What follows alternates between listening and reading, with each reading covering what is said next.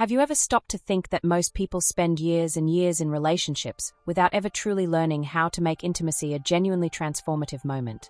It's a reality that almost nobody likes to admit, but it's true. We grew up hearing that sex is a natural instinct, something that doesn't need to be learned, and because of that, we settled into a very basic version of pleasure.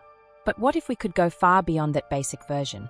What if there were simple, practical, and accessible steps that could completely transform the intimate experience of two people? Well, there are.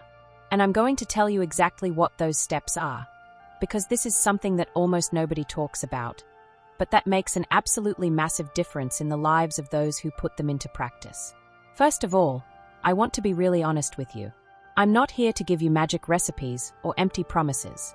What I'm going to share is based on how we women actually feel, on what really works when we stop pretending and start being genuine about what we desire. Because, let's be fair dinkum about it, for a long time we were taught to think that pleasure wasn't our priority, that it was more important to take care of the other person than to take care of ourselves, and that created an enormous gap between what we feel and what we actually deserve to feel. The first step, and perhaps the most important of all, is learning to connect with your own body before connecting with another person. This might seem obvious, but in practice, most women enter an intimate situation with their heads still in a million different places at once, thinking about work, the kids, the household chores. And when the mind is scattered like that, the body simply can't respond in the same way. So, the first step is to create a practice of connecting with yourself. It can be something as simple as 5 minutes before an intimate moment where you focus on your breathing, your senses, on how your skin reacts to touch. This isn't a luxury, it's a necessity. The second step is about communication. And no, I'm not talking about that awkward kind of conversation that we avoid our whole lives. I'm talking about real, open, and shame-free communication with the person you share these moments with. Do you know what the biggest barrier to pleasure is? It's silence. It's that feeling that you can't say what you want because it'll seem weird or it'll ruin something. But the truth is that saying what you like, what feels good to you, what you desire in that moment, is one of the most sensual acts there is. When you speak confidently about what you desire, you not only improve your own experience, but you also give the other person an incredible gift, the possibility of truly making you happy. The third step involves something that we so frequently ignore, which is the environment and the atmosphere around you. Intimacy doesn't start in bed. It starts much earlier. It starts when we allow ourselves to create a mood, when we take care of the details that seem small but actually change everything. Softer lighting, music that helps you relax, a clean and comfortable space. These elements aren't fuss. They are ingredients that prepare your body and mind to enter a state of emotional openness and availability. When the environment is right, the body responds in a much more intense, much deeper way.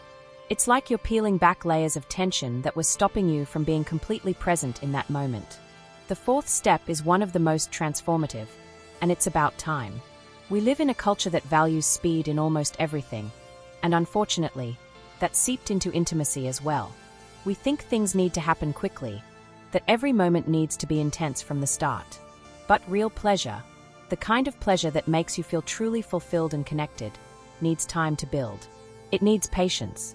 It needs both people to be willing to take it slow, to enjoy every phase, every touch, every in-between moment that would normally be overlooked.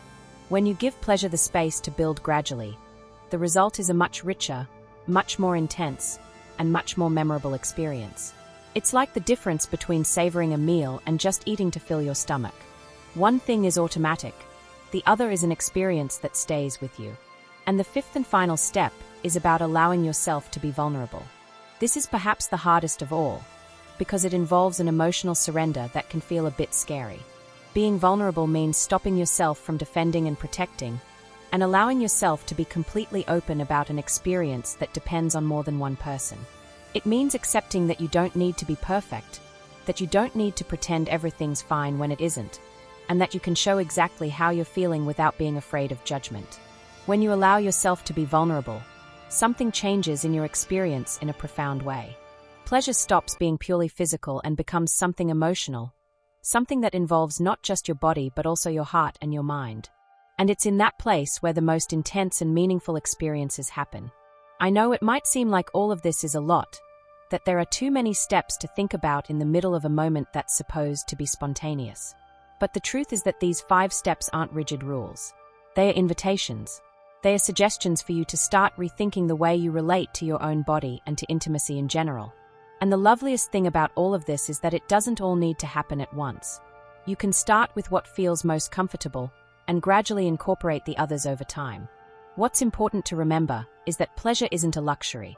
It's not something you need to earn or that you need to receive from someone else. It's something you deserve, something you can learn to seek out and feel in a much deeper way than you could ever imagine. And when you start allowing yourself this path, not only does your intimate life change, but the way you see yourself, the way you relate to others, and the way you connect with the people around you change as well.